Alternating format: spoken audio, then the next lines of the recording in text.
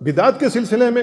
اللہ رب العالمین نے بیان فرمایا وَمَنْ أَضَلُّ مِمَّنِ اتَّبَعَ هَوَاهُ بِغَيْرِ هُدًى مِنَ اللَّهِ، اور اس سے بڑا کوئی گمراہ ہو نہیں سکتا ہے جس نے خواہشات نفسانی کی پیروی کی جو اللہ کی جانب سے ہدایت کی بات نہیں تھی۔ اللہ رب العالمین نے جو ہدایت کی باتیں بتائی ہیں ان کے علاوہ جس نے اپنے خواہشات نفسانی کی پیروی کی ہے اس سے بڑا دنیا میں کوئی گمراہ موجود نہیں ہے۔ اللہ رب العالمین نے دوسری آیت میں بیان فرمایا وَلَا تَتَّبِعِ الْهَوَىٰ، خواہشات نفسانی کی پیروی نہ کریں،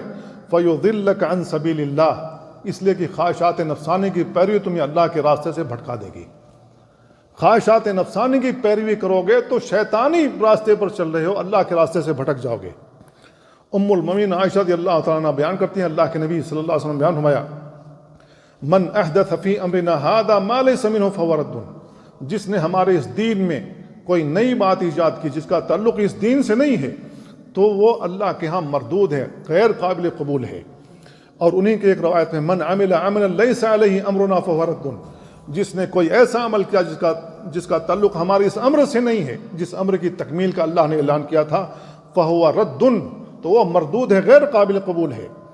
عبداللہ بن عمر رضی اللہ عنہما بیان کرتے ہیں نبی کریم صلی اللہ علیہ وسلم بیان فرمائے من رغب عن سنتی فلیس منی، جو میری سنت سے اعراض کرے اس کا تعلق ہم سے نہیں ہے، وہ ہم میں سے ہے ہی نہیں۔